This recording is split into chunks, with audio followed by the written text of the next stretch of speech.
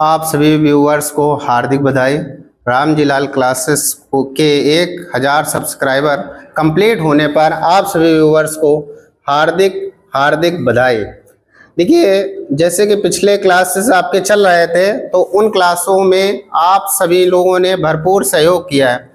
आज से आप लोगों के कंटिन्यू क्लासेस आएंगे। क्लास 12 के हम लोग फिजिक्स केमिस्ट्री मैथ के वीडियो अपलोड कर रहे हैं, तो उन वीडियोस में अभी कुछ कारणवश थोड़ा सा विद्यालय का कार्य की वजह से थोड़ी सी रुकावट हो गई थी, इसलिए वीडियो आपके नहीं आ पा रहे थे। आज के बाद अब हमारा वो जो काम था पुराना, वो सारा काम समाप्त हो गया है। तो अब हम लोग फ्री हो चुके हैं। अब हमारा केवल और केवल एकमात्र उद्देश्य रहेगा आप लोगों की पढ़ाई। तो हम लोग अपने पूर्ण मेहनत और लगन से, जिस मेहनत और लगन से हम लोग पिछले वीडियो अपलोड कर रहे थे, उस मेहनत और लगन और बल्कि उससे भी ज़्यादा मेहनत और लगन से अब आपको जो नए चैप्टर बचे हुए हैं उनको पढ़ाना है। तो एक एक टॉपिक को कॉन्सेप्ट वाइज, एक एक चीज़ को क्लियर करते हुए हम लोग आगे बढ़ेंगे। बच्चों, पिछले जैसे कि मैंने कुछ वीडियो डाले थे तो वो सॉल्यूशन चैप्टर के थे। उन सॉल्यूशन चैप्टर के वीडियोज़ आप लोगों ने देखे होंगे। यदि कोई वीडियो उनमें आपको थोड़ा बहुत दिक्कत दे रहा हो, कम समझ में आ रहा हो, तो उसके लिए आप इस वीडियो में कमेंट में लिख दीजिए, तो उस वीडियो को हम दोबारा बनाकर फिर से अपलोड करेंगे ताकि वो चीज़ें आपको क्लियर हो जाएं। मतलब हमारी टीम का मेन लक्ष्य ये है कि इंटरमीडिएट के कोर्स को बच्चों को सरलतम से सरलतम भाषा में पढ़ाया जाए, और जब सरलतम से सरलतम भाषा में बच्चों को पढ़ाएंगे तो बच्चों को वो अच्छे से समझ में आएगा। तो मेन जो हमारी टीम का उद्देश्य है वो इंटरमीडिएट के सिलेबस को ख़त्म करना नहीं है। ख़त्म तो बहुत से अध्यापक करते हैं। हमारा मेन उद्देश्य ये है कि आपको इंटरमीडिएट का जो सिलेबस है वो सरलतम से सरलतम भाषा में समझाया जाए, ताकि जो क्लास का सबसे कमज़ोर छात्र है उसके भी अच्छी प्रकार से पूरा का पूरा सिलेबस दिमाग में सेट हो जाए। और जब दिमाग में पूरा का पूरा सिलेबस, दिमाग में पूरी की पूरी चीज़ें आपके आ जाएंगी, तो फिर परीक्षा में जो आपकी एग्ज़ाम होता है यूपी बोर्ड का, उसमें जैसे इस बार बच्चों के 97 नंबर आए हैं, सब्जेक्टों में 97 भी आए, 98 भी आए हैं। बहुत सारे बच्चे ऐसे भी हैं जिन्होंने बताया कि सर आपकी वीडियो से काफ़ी हमें मदद मिली है। तो हम ये चाहते हैं कि जो बच्चे कोचिंग वगैरह नहीं अफोर्ड कर पाते हैं और कोचिंग नहीं पढ़ पाते हैं, विद्यालय स्तर में पढ़ पा रहे हैं और उनको कोचिंग जाने में दिक्कत हो रही है, तो वो केवल और केवल मात्र ये रामजी लाल क्लासेस में जो भी आपके फिजिक्स केमिस्ट्री मैथ के जो वीडियो पढ़े हैं उनकी मदद से पढ़कर वो अच्छे से अच्छे अंक यूपी बोर्ड परीक्षा में लाएं। तो हमारी टीम का एकमात्र उद्देश्य है उन बच्चों के लिए जो बच्चे कोचिंग अफोर्ड नहीं कर पा रहे हैं। वो कारण कुछ भी हो सकता है, उनके घर से कोचिंग काफ़ी दूर हो या कोई भी कारण हो सकता है, इकोनॉमिकली भी कोई प्रॉब्लम हो सकती है। तो उनके लिए सबसे अच्छा माध्यम यही है कि वो हमारा जो ग्रुप है उस ग्रुप से जुड़ जाएं, हमारे चैनल को सब्सक्राइब कर लें। सब्सक्राइब करेंगे तो उन्हें बारी बारी से स्टेप बाय स्टेप एक एक टॉपिक के सरलतम से सरलतम भाषा में वीडियो बनाकर अपलोड किए जाएंगे, जो उनको मिलते रहेंगे, जिससे वो पढ़ेंगे और सीखेंगे और आगे बढ़ेंगे। बच्चों, देखिए, हम लोगों ने विलियन चैप्टर पूर्ण रूप से कंप्लीट कर लिया था। आज हम लोग अपने अगले चैप्टर, जिसका नाम है केमिकल काइनेटिक, हिंदी में बोलते हैं रासायनिक बलगति, उसको हम लोगों को आज से पढ़ना स्टार्ट करना है। तो देखिए बच्चों, आज स्टार्ट करते हैं हम लोग रासायनिक बलगति।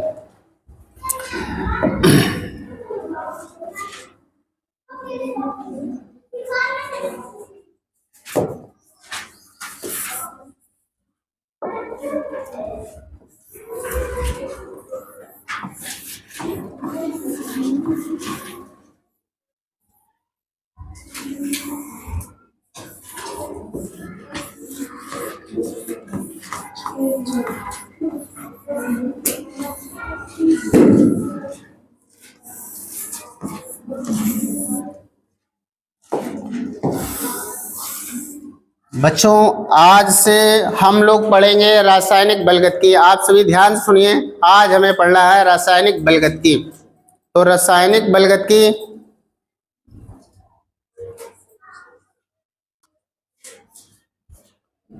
बच्चों हम लोगों को पढ़ना है रासायनिक बलगति। ध्यान देना इसमें बेटा।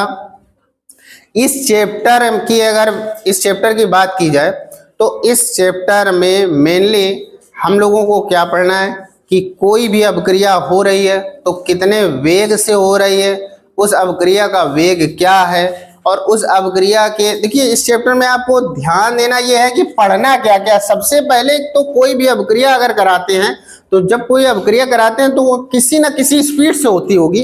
भाई कोई अभिक्रिया कराई, मान लो हमने एक सिंपल सा उदाहरण लिया, चीनी को पानी में डाला और शरबत बनाना है, तो चीनी पानी में घुलने में कुछ समय लेती है। चीनी पानी में घुलने में कुछ समय लेती है, क्यों? क्योंकि उसका कुछ ना कुछ वेग होता है। तो हर एक अभिक्रिया, कोई भी अभिक्रिया कराएंगे, जैसे चीनी को आपने पानी में घोला, घोलने में मान लो चीनी को पानी में घुलने में 5 सेकंड लगा, और नमक को पानी में घोला, नमक को पानी में घुलने में 3 सेकंड लगा। ऐसा क्यों? भाई जितनी आपने चीनी, मान लो आप 100 ग्राम चीनी डाल लो और 100 ग्राम नमक डाल लो, तो 100 ग्राम चीनी पानी में घुलने में 5 सेकंड लेती है, जबकि 100 ग्राम नमक चीनी पानी में घुलने में 3 सेकंड लेता है। तो ऐसा क्यों हुआ? घोल तो दोनों चीज आप पानी में रहो, आपने जब चीनी को 100 ग्राम चीनी को पानी में घोला तो वो 5 सेकंड में घुली, और जब नमक को आपने 100 ग्राम नमक को पानी में घोला तो वो 3 सेकंड में घुला। तो आखिरकार नमक पहले क्यों घुल गया और चीनी बाद में क्यों घुली? क्योंकि इन दोनों के पानी से रिएक्शन करने का कुछ ना कुछ वेग है। अब यहाँ पर हम लोग रिजल्ट ये निकालेंगे कि नमक का पानी में घुलने का वेग ज्यादा है चीनी से। तो कहने का मतलब ये है कि जब भी हम कोई अभिक्रिया कराते हैं तो हर एक अभिक्रिया का कुछ ना कुछ वेग होता है। तो इस चैप्टर में हमें अभिक्रिया के वेग के विषय में गहन अध्ययन करना है। जैसे कोई भी दुनिया की कोई भी रिएक्शन कराई जाए, हर एक रिएक्शन का कुछ ना कुछ वेग होता है, हर एक चीज का कुछ ना कुछ वेग होता है। तो जैसे कोई भी रिएक्शन कराई जाएगी तो उसका वेग क्या है, अब उस वेग को आप कैसे बढ़ा सकते हो और उस वेग को आप कैसे घटा सकते हो, ये सारी चीजें इसमें सीखनी है। तो इस चैप्टर में हमें सबसे पहले अभिक्रिया का वेग, और अभिक्रिया का वेग सबसे पहले क्या है, इस पूरे चैप्टर में हम लोग इसी पर चर्चा करते रहेंगे, अभिक्रिया के वेग पर। तो इस चैप्टर में हम लोगों को क्या पढ़ना है बच्चों? अभिक्रिया का वेग। सबसे पहला पॉइंट हम लोगों को पढ़ना है अभिक्रिया का वेग। सबसे पहला पॉइंट हम लोगों को पढ़ना है बच्चों, पहला पॉइंट हम लोगों को पढ़ना है बच्चों अभिक्रिया का वेग।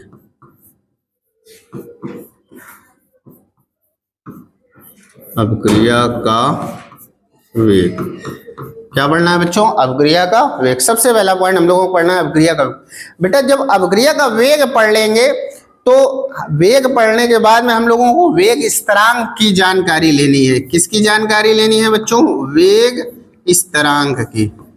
वेग स्थिरांक की जानकारी लेनी है। किसकी? वेग स्थिरांक क्या होता है? देखिए सबसे पहले हमारे दिमाग में ये सेटअप होना चाहिए कि इस चैप्टर के अंतर्गत हमें क्या क्या पढ़ना है, क्या क्या सीखने को मिलेगा। उमंग होनी चाहिए कि यार अब नया चैप्टर हम स्टार्ट करने जा रहे हैं रासायनिक बलगत की, इस चैप्टर में क्या क्या है, हमें क्या क्या पढ़ना है और क्या क्या नया सीखने को मिलेगा। तो जैसा कि आपको बताया कि इस चैप्टर में जनरली जितनी भी अभिक्रियाएं होती हैं उन अभिक्रियाओं का आपको वेग कैसे निकाला जाता है वो देखना है, और वेग जब निकाल लेंगे तो फिर हमें क्या देखना है? वेग स्थिरांक देखना है। क्या देखना है बच्चों? वेग स्थिरांक। तीसरा पॉइंट हम लोगों को पढ़ना है इसमें वेग नियम। क्या पढ़ना है? वेग नियम। वेग नियम के साथ साथ चौथा पॉइंट हम लोगों को पढ़ना है इसमें वेग को प्रभावित करने वाले कारक। चलो वेग को प्रभावित करने वाले कारक उसी में पढ़ा देंगे। वेग में अभिक्रिया के वेग में अभिक्रिया के वेग को प्रभावित करने वाले कारक और अभिक्रिया का वेग कितने प्रकार का होता है, ये सब हम लोग अभिक्रिया के वेग में पढ़ेंगे। अभिक्रिया का वेग किसे कहते हैं, अभिक्रिया के वेग कितने प्रकार के होते हैं और इनको कौन कौन से कारक प्रभावित कर सकते हैं, ये सब इसी में पढ़ेंगे। इसके बाद में बच्चों वेग नियम के बाद में हम लोगों को टक्कर सिद्धांत पढ़ना है। क्या पढ़ना है बच्चों? टक्कर सिद्धांत। टक्कर सिद्धांत पढ़ना। टक्कर सिद्धांत क्या होता है इस पर चर्चा करेंगे हम लोग इसमें। इसके बाद में अगला पॉइंट बच्चों क्या है? अगला पॉइंट जो है वो सबसे मोस्ट इंपॉर्टेंट है, ज्यादातर परीक्षाओं में यही पूछा जाता है। अगला पॉइंट आपका है अभिक्रिया की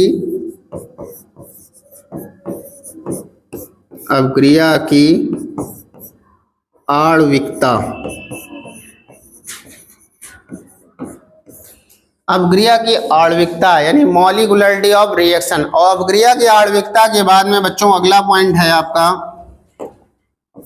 अपक्रिया की आणविकता के बाद में अगला पॉइंट है अपक्रिया की कोटि। अपक्रिया की कोटि, अपक्रिया की कोटि। और इसके बाद में अगला टॉपिक है आपका विभिन्न कोटि की अपक्रियाएं। विभिन्न कोटि की अपक्रियाएं।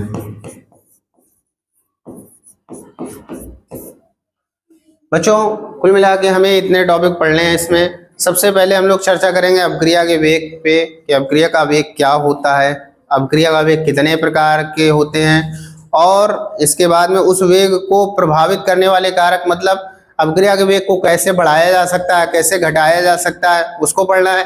इसके बाद में अपक्रिया के वेग के बाद में वेग स्थिरांक, थोड़ी सी बच्चों वेग स्थिरांक के विषय में चर्चा करेंगे। वेग स्थिरांक के बाद में हम लोग बच्चों किस पर चर्चा करेंगे, वेग नियम। आखिरकार वेग नियम क्या है, वेग नियम सीखना है। वेग नियम के बाद में थोड़ी सी बात हम लोग करेंगे टक्कर सिद्धांत। टक्कर सिद्धांत बहुत कंपलसरी है, क्योंकि टक्कर सिद्धांत सीखने के बाद में ही हम सही तरीके से अपक्रिया के वेग को प्रभावित करने वाले कारक सीख पाएंगे। और इसके बाद में है बच्चों अपक्रिया की आणविकता, मॉलिक्यूलरिटी ऑफ रिएक्शन। बहुत इंपॉर्टेंट टॉपिक है मॉलिक्यूलरिटी ऑफ रिएक्शन। इसके बाद में बच्चों हम लोगों को सीखना है अपक्रिया की कोटि। क्या सीखना है, अपक्रिया की कोटि। ये अपक्रिया की कोटि क्या होती है इसको समझना। और इसको जानने के बाद में बच्चों में सीखना है विभिन्न कोटि की अपक्रियाएं। विभिन्न कोटि की अपक्रियाएं, डिफरेंट टाइप की रिएक्शंस होती है, तो उन पर चर्चा करनी विभिन्न कोटि की अपक्रियाओं में। और इन सबको सीखने के बाद में लास्ट में फिर आपको ग्राफिकल मेथड सीखना है, मतलब ग्राफी विधि से आपको, जैसे zero order reaction, first order reaction, इनके लिए हम लोग डेरिवेशन करेंगे और यहाँ से हम लोग व्यंजक निकालते हैं। तो जो भी व्यंजक निकालते हैं उसके लिए हमें ग्राफ बनाना होता है। तो बच्चों लास्ट में हम लोग ग्राफी विधि से सीखेंगे निरूपण, ग्राफी विधि। लास्ट में हम लोगों को ग्राफी विधि सीखनी है। इतना सीखने के बाद में फिर इस चैप्टर के न्यूमेरिकल पर चर्चा करेंगे।